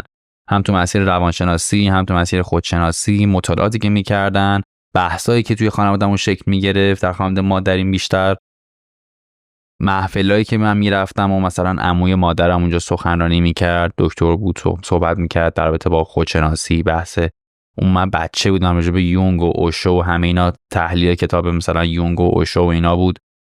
من خب بخاطر اینکه خونه تنها نمونم مامانم منو میبرد میگفت بریم سر کلاس عمو فرید، میشستیم اونجا و یه برام جذاب بود، باحال بود و اون بی تاثیر نبود شاید تو این مسیر، تو این ذهنیت شکل گرفتنه.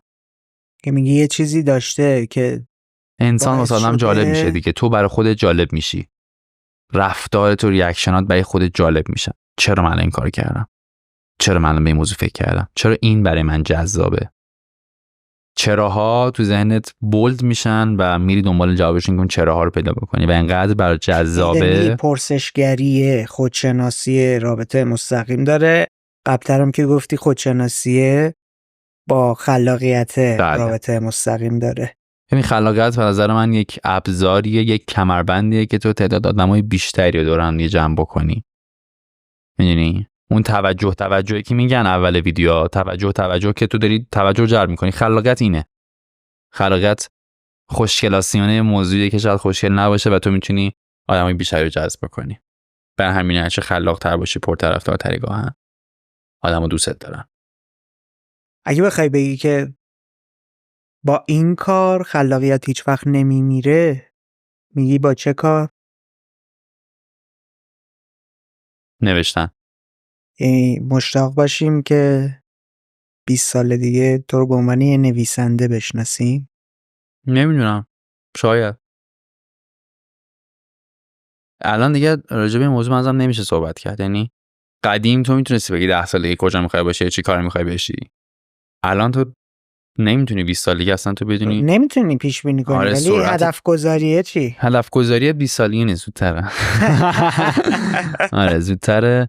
دارم واسش دوره میبینم و دوره دیدم، چندین تا دوره دیدم، دارم روش کار میکنم، دوره مختلفو دیدم، کتابای مختلفو خوندم، دارم رو خودم کار میکنم و نمیدونم نتیجهش چی میشه یا اصلا من آدمش هستم یا نه. ولی جالبه واسم دیگه. ساختن جالبه. تستم کردی یا نه؟ آره نوشتم. ولی در قالب شاید کپشن بوده، در قالب شاید یه سری متن کوتاه بوده، یا مثلا برای دوست دخترم نوشتم و تاثیرش رو دیدم. نامه یا آره داستان؟ نامه که میدونی یکی از قوی ترین مدیوما بوده و الان متاسفانه دیگه الانم خیلی هست. من جدیش میگیرم و همه توصیه میکنم که جدیش بگیرن چون جواب بسیار خوبیه. میتونی از نامه ها بگیری. آره میمونه. نامه تو داری ارزش میدی به کلمات، تو داری وقت میذاری. یه کتابی من داشتم میخوندم، ایرانی تر اسمش، یه رمانه، داشت توصیفی از همسرش میکرد، نهال تجدد اگه اشتباه نکنم. داشت میگفتش که موقعی که میرفتیم یک جا عکس نمیگرفت، تصویرش رو میکشید. میشستیم مثلا یک فضایی رو میدیدیم، به جای عکس بگیره میکشید، زمان میذاش باش. این تو داری ارزش میدی به آن چیزی که داری میبینی. نوشتن هم همینه. نوشتن تو داری ارزش میدی به کلماتی که در قالب نامه مینویسیشون، با دستگاه تایپ مینویسیشون. تو این کارو میکنی؟ آگاهن. آفرین. خب این میدونی تو داری برای منم نامه مینویسی؟ بستگی به بعدش داره. ولی میدونی چی میخوام بگم که من کلن تشریفات رو برای یک کاری دوست دارم و این یعنی خلاقیت، یعنی خلق کردن یک مسیری که خب ببین یه جایی انگوش گذاشتی که باز دوباره منو قلقلک دادی. مثلا دارم میگم سیگار میخوای بکشی، سیگارتو بپیچ، میدونی کلا آداب، فیلترشو بذار، بپیچ، صابون بزن، اینجوری بزن، قشنگ روشن کن، کیف کن. قهوه میخوای بخوری، قهوه تو دم کن، دکمه رو میزنی قهوه میاد، حال نمیده. قهوه رو آسیاب کن دستی، بریز، قشنگ خودت منظم آب خودت بریز، حساب کتاب کن، ببین چقدر داری آب میریزی، چقدر داری قهوه میریزی. این حال میده. تشریفات حال میده. یعنی جزئیاته که سکسی میکنه. همه ادویه است، یعنی غذای بدون ادویه که حال نمیده. یه همون تفاوت زندگی کردن و زیست است که داشتیم اون اول گفتی. دقیقا مثل تفاوت فیلم مثلا رومانتیک و پرنه. میدونی چی میگم؟ تو جزئیات داری، تو داری لاس میزنی. این خیلی باحاله، این خیلی خفنه. جزئیاته که اصلا جذابه، خوبه برای هر چیزی و بهت انگیزه میده، چه برای نوشتن باشه، چه برای سیگار باشه. تو بدون عشق بازی که نمیری کاری بکنی که تو وقتی یک رابطه جنسی میخوای برقرار کنی عشق بازی داری قبلشون. عشق بازی باحاله هستن. تو میخوای سیگار بکشیم اون پروسه باحاله، قهوه میخوای بخوری اون پروسه باحاله، سفر میخوای بری اون. من داشتم چند وقت پیش یه دوستام میگفتم گفت بابا اذیت نمیشی با وانته بار بزنم؟ گفتم بابا این باحاله هستن.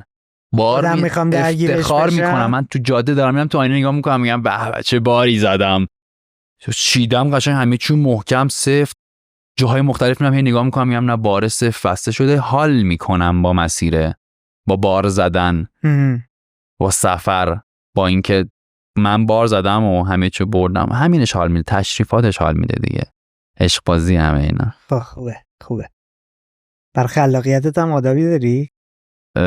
آدابی که از خلاق ترم کنه از این جنس. آره چون آداب گفتی، آره در مورد تریلوت گفتی، آره. مسیره رو گفتی. ببین میخوام آدابه، من معمولا شبا خلاق ترم متاسفانه، فقط اینکه خیلی دارم که آدم روز باشم ولی آدم شبم، و دلیلش رو هم پیدا کردم که نویز نبودنه که منو خلاق تر میکنه. یعنی توجهت میره بالاتر. اصلا دیگه وقتی ساعت 1 صبح 2 صبح کسی کاری بام نداره متاسفانه. ولی میخوام بگم که مثلا 2 صبح دیگه گوشیم یه وریه که ذهنم نیست، نویزی نیست، حس از دست دادن چیزی رو، نویزای دیگه هم نیست و میشینم پای لپتاپ، دور و برم مرتب میکنم، کافیم کنارم، چراغ مطالعه‌ام روشن، دفترم کنارم، شروع میشه سرچ کردن، نوشتن. آدابه اینه دیگه، قهوه کنارم، لپتاپ جلوم، بدون نویز و سکوت. این یک روتینیه که شبا که ایده پردازی میخوام انجام بدم انجام میشم. یعنی روتین خاصی مثلا عجیب و غریبی نداره که بگم این کارو میکنم. هر آنچه که قصه پشتش باشه جذاب‌تر. تو وقتی که میخوای یک چیز رو پرزنت بکنی، من قبل از که ضبط شروع کنیم داشتی فیلم‌ها رو نشون میدادی، گفتی این اینجوریه اون اونجوریه، تو داری قصه‌شو تعریف میکنی و قصه است که ارزش میده به اون CD، به اون فیلم یا به اون کتاب یا هر چیزی. هر چیزی هم که ارزشمنده تو این دنیا قصه‌شه که ارزشمندش کرده، و تو با قصه سازی برای چیزهای معمولی آدم خلاق‌تری میشی. خلاقیت یعنی خلق، از خلق میاد دیگه. خلق میکنی یک مسیری رو که با مسیرهای دیگه متفاوته، مسیری که همه انجامش میدن و تو دیگه جوری دیگه انجامش میدی. خلاقیت تو داری اجرا میکنی در یک مسیری که همه جور دیگه ای دارن انجامش میدن، و این باعث میشه تو آدم خلاق‌تری باشی. قصه بگی، داستان بگی برای همه کارهای زندگی، برای سیگار کشیدنت، برای قهوه خوردنت، برای خوابیدنت، برای هر آنچه که ارتباطاتت. همون بحث صحبتی که تو داشتیم اول اپیزود می‌کردیم، تو در ارتباط با مامانت چجوری خلاقی، در ارتباط با خواهرت، با برادرت آیا خلاقی؟ نه، ولی خیلی جاها میتونی خلاق باشی. اینا تامین خلاقیت و خیلی خودخواهانه است که تو در ارتباط که احساس میکنه طرف مقابل برای اون بوده، تو برای خلاقیت خود داری این کار میکنی. ولی ما همه کارهایی که میکنیم برای خودمونه، هیچ کاری ما برای دیگران نمیکنیم. هیچ کاری. کاوراد یه چند وقت پیش جمله استوری کرده بود، نوشته بود از لکام بود، نوشته بود انسان انقدر خودخواهه که امکان نداره کاری رو برای دیگری انجام بده، حتی در غمی که هست، در مشکلی که داره دست و پنجه نرم میکنه و وجود داره، برو ببین چه منفعتی توش داره که تو مشکل مونده. و واقعا هم همینه. خیلی اوقات مثلا میگن آقا فلان چیزو میخواست، من دوست نداشتم، به خاطرش رفتم انجام دادم. بیسیک ترین سوال اینه که اولین سوال اینه که وقتی انجامش دادی چه اتفاقی افتاد؟ چه حسی تجربه کردی؟ چه حالی با خودت داشتی؟ تو کار خیر هم میکنی، برای خودت میکنی، نه دیگران. آره دقیقاً همینه. همه کار خیر رو برای خودشون میکنن. دقیقاً. بریم سمت جمع‌بندی. بله. تو گفتگویی که داشتیم من متوجه شدم کلاً خلاقیت برای تو یک ابزاریه برای اینکه آگاهانه بتونی کمک کنی به مخاطبی که داری تو مرحله اول و بعد خودت، تا بتونی از تجربه کردن، از زندگی کردن، از رخوتی که ممکنه توش فرو بری و حتی متوجهش نباشی فاصله بگیری. خیلی اتفاقی تو ابتدای مسیر مورد توجه قرار گرفتی،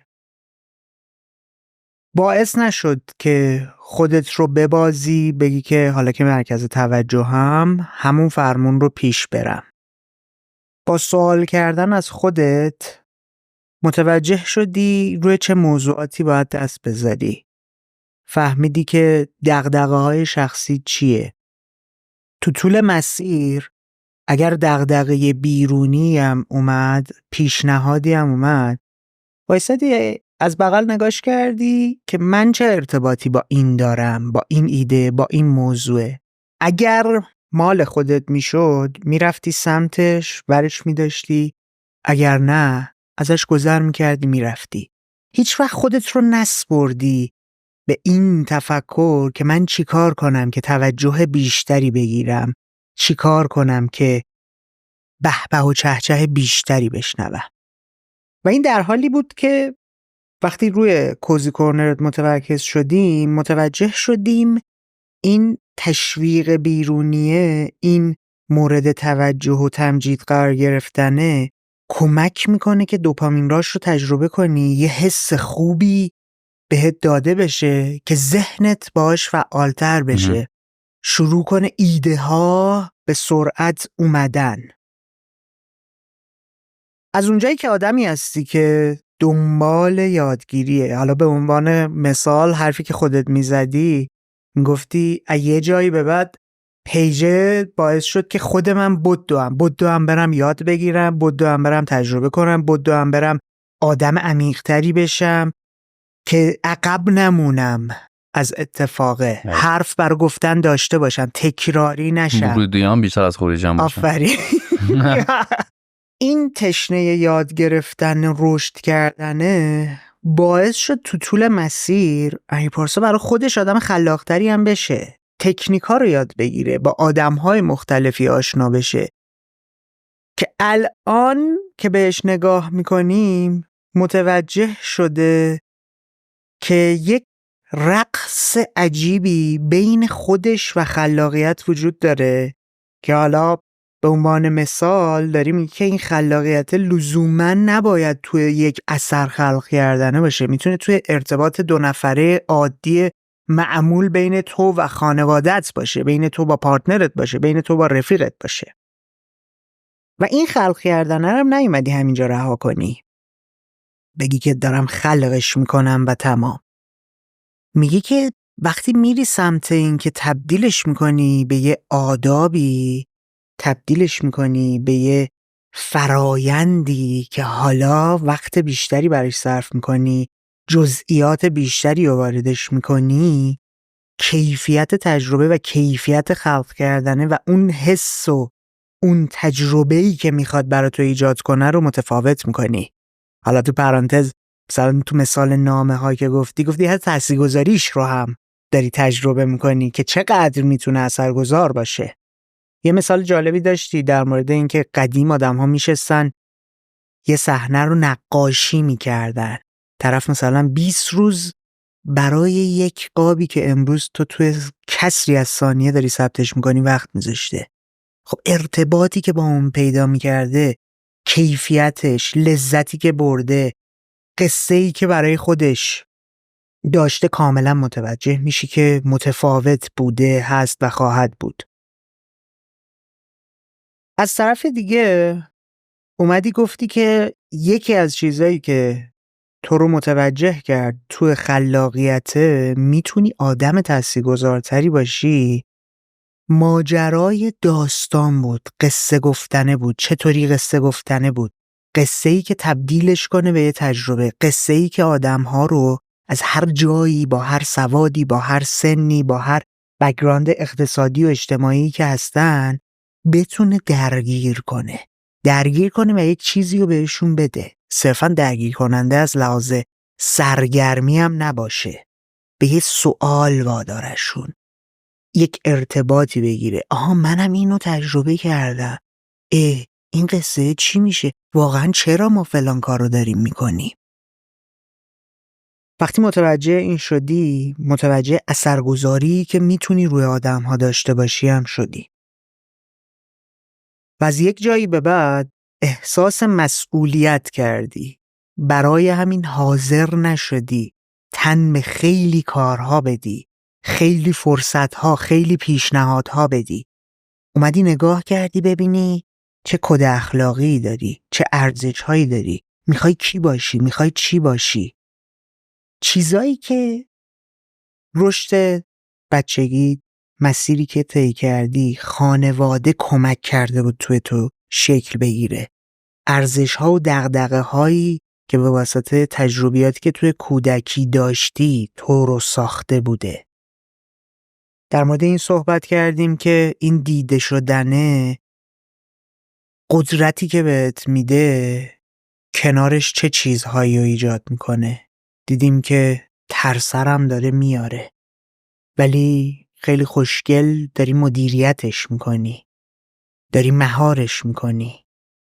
چجوری از چیزهایی که داره میاد، از تیرهایی که به سمتت پرتاب میشه، باز دوباره استفاده میکنی و میای وارد زندگی خودت میکنی. وای نمیستی تیر بزنن، زخمی بشی و بری اون گوشه بیفتی، خونریزی کنی، تمام کنی بری. میری اول از همه اگر خراش میتراشی ببینی زیرش چیه و بعد میای تبدیلش میکنی به دغدغه‌ای که تو رو بهتر کنه، شناخت خودت رو شاید محتوا هم بشه. محتوا هم بشه به قول تو. فکر میکنی چیزی بخوای به این نکاتی که من در مورد تو این گفتگویی که داشتیم متوجه شدیم اضافه کنی، نور بتابونی بهشون؟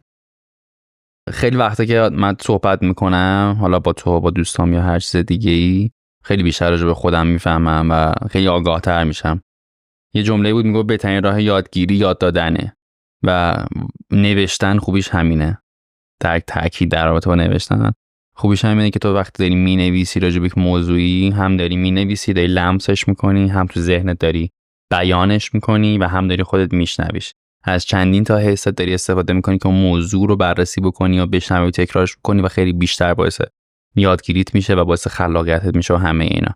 همین اینو واسه اضافه کنم فقط که مرسی که وقت گذاشتی و برای منم بسیار ارزشمند بود که به خودم کمک کرد. باز هم این همه چی در به خودش میگیره، اصلا درستش همینه دیگه. مرسی واقعا ممنونم که باعث این موضوع شدی. فدات شم، قربونت برم. دوست داری این گفتگو رو به کسی تقدیم کنی؟ این گفتگو رو به غیر از محمد متولدی آره به کیا تقدیم کردم آدم معمولا؟ همه جوره داره. چه جوری مثلا؟ به خودم، نمیدونم، به فلان معلمم، به چه میدونم جوونای مملکتم، به هیچ کس تقدیم نمی کنم. همه جور داشتی. بذار فکر کنم به کی تقدیم کنم این گفتگو رو. چقدر سخته تعریف قصهش رو زندگی کردم چون، ولی یه کسی هست تو زندگی من که یه چیزی رو بهم یادآوری کرد که هیچ چیزی اتفاقی نیست و در این حال همه چیز میتونه اتفاقی باشه. شاید خیلی اتفاقاتی که خیلی رندوم میفته، به طور مثال تو یک جایی میری یه قهوه‌ای بگیری و یک نفر میبینی، در حالی که میتونستی بری کافه بغلش قهوه بگیری، میتونستی 1 ساعت دیرتر بری اونجا قهوه بگیری، میتونستی اون آدمه اونجا نباشه و تو خیلی ساده از کنار اتفاق میگذری. چند وقت بعد، 1 ماه بعد شاید، حالا تو میری یه جای قهوه بگیری و اون آدمه رو میبینی دوباره و باتری ماشینش تمام شده و تو کمک میکنه که باتری ماشینش رو درست کنی و خیلی رندومه همه اینا. میتونست باتری ماشینش تمام نشه، میتونست اونجا نیاد و قهوه بگیره و میتونستی تو اونجا نباشی و قهوه بگیری و همه اینا اتفاقیه و در این حالی که اتفاقی میفته که اتفاقی نیست. میدونی؟ انتخابیه. آره انتخابیه و در این حال که همه چیز اتفاقیه هیچ چیز هم اتفاقی نیست و این جمله واسه من خیلی جمله ارزشمندیه و خیلی واسه من کار میکنه. اون آدمه این جمله رو به من هدیه داد و تقدیمش میکنم به اون. عالی. آره. عالی. دمت گرم این پارسا به کوزی کورنر اومدی. به من خیلی مزه داد. واقعا میگی؟ آره کیف کردم. ایوه. خوشحالم. خوش گذشت. چاکری. مرسی از دمت گرم که تا اینجای برنامه همراهمون بودی. همونطور که میبینی کار تیمی و کلی آدم براش زحمت کشیدن. ما هدفمون اینه که بتونیم مهمونای بین المللی رو بیاریم. یه لحظه تصور کن یه آدم قصه گویی رو مثل امیر پارسا که دوست داره اثرگذار باشه و یک شبکه انسانی چند صد میلیون نفری دنبال کننده داره رو به کوزی کورنر بیاریم. در صورت این اتفاق میفته که جامعه مخاطبین ما بزرگ باشه، تأثیرگذار باشه، رسانمون صداش به حدی بلند شده باشه که بتونه اون مهمونها رو ترغیب کنه تا بیان و صدای خودشون و حرف خودشون رو به مخاطب ما برسونن. این کار فقط و فقط گرهش به دست شما باز میشه. ساده هم هست، رایگان هم هست. ازتون میخوام با عضو شدن توی کانالهای مختلف ما، روی یوتیوب، توی پادگیرها، روی اینستاگرام، به ما فرصت و امکان این رو بدی که بتونیم بریم آدمهای بزرگ شناخته شده بین المللی رو به کوزی کورنر بیاریم و بتونیم در مورد خلاقیت باشون گفتگو کنیم.